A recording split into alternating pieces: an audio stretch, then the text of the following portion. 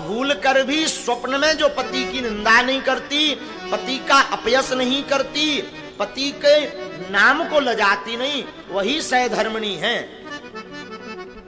आजकल की कुछ, सब नहीं, असंस्कारी कुछ ऐसी देवियां हैं, उनसे तो भगवान ही बचाएं।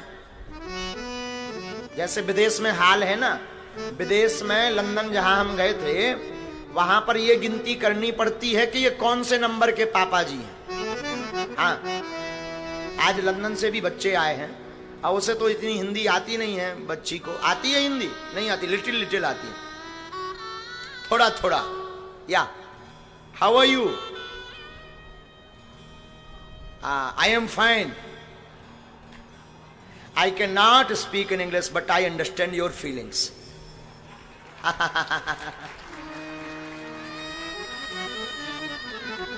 तो विदेशों में एक ध्यान करना पड़ता है। पूछो क्या?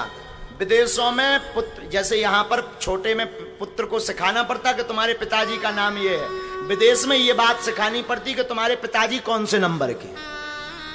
हाँ, सच कह रहे हैं, सच बता रहे हैं, हमने तो आंखों से देखा। 2-3 छोड़ चुकी, चौथी की तैयारी चल रही। ऐसे हैं विदेश में, ऐसी कई अर्जी आई, अनेक अर्जी आई। हाँ, 3-3, 4-4। राम बचावे, ऐसे कल्चर से तो भगवान बचावे। हमारा भारत इसीलिए महान है, एक बार परिणय सूत्र में बंध गए तो हमारा भारत इसलिए महान है कि एक जन्म नहीं, यहां तो 7 जन्म की चर्चा होती है। यहाँ की माताएं तो गाती हैं, जन्म जन्म का साथ हो हमारा तुम्हारा। हाँ, 7 जन्म की चर्चा करती। और धन्य है भारत की नारियां। लोग कहते हैं, संसद में हम जब गए हैं, पार्लियामेंट में लंदन की, हमने यही तो बात बोली। विदेश के लोग कहते हैं कि नारियों को कदम से कदम मिला करके ले चलो, विदेश के लोग ये मांग कर रहे हैं। लेकिन हमारा भारत उससे आगे है। हमारा भारत कह रहा, यत्र नार्यस्तु पूज्यन्ते रमन्ते तत्र देवता। हमारा भारत इसलिए महान है कि यहां नारियों को कदम से कदम नहीं, एक कदम आगे की बात करते हैं। भारत में एक कदम आगे लेकर चलो। और एक कदम आगे की बात आज नहीं, आदिकाल से। राम जी हैं तो राम जी के आगे अगर कोई कहता तो सीताराम, जानकी जी आगे, भगवान पीछे, राधे श्याम, राधाजू आगे, ठाकुर जी पीछे। नमः पार्वती पतये हर हर, पार्वती माता आगे, भोले बाबा, लक्ष्मी नारायण, लक्ष्मी जी, नारायण जी। इसलिए हमारा भारत महान है, यहां की शोभा इसलिए इतनी सुंदर है। तो श्री जयदेव जी अपनी होने वाली पत्नी पद्मावती जी के इस भाव को देखकर बड़े प्रसन्न भये। धन्य है। देखो, पति केवल पत्नियों का धर्म नहीं है, पतियों का भी धर्म है। आजकल के कुछ मुछमुंडा आगे के लिए नक्कटा पति भी विचित्र भय। हाँ, हम सच कह रहे हैं। बुरा लगे तो भगवान क्षमा मत करना, तुम हमें बाहर में गया, तुम हमारी कथा मत सुनना। आजकल ऐसा कल्चर चल गया कि ईश्वर बचावे, एक से तो ब्याह कर लो, दूसरी गुप्त में धरे। हाँ हाँ, गुप्त में धरे सो तो ठीक है। आजकल ब्याह की कोनो टेंशन नहीं है। जो मूवी आल इतना खतरनाक चल गया कि 2-2 बार सब में पहले ही आओ। एक घरवारी है, एक बाहरवारी है।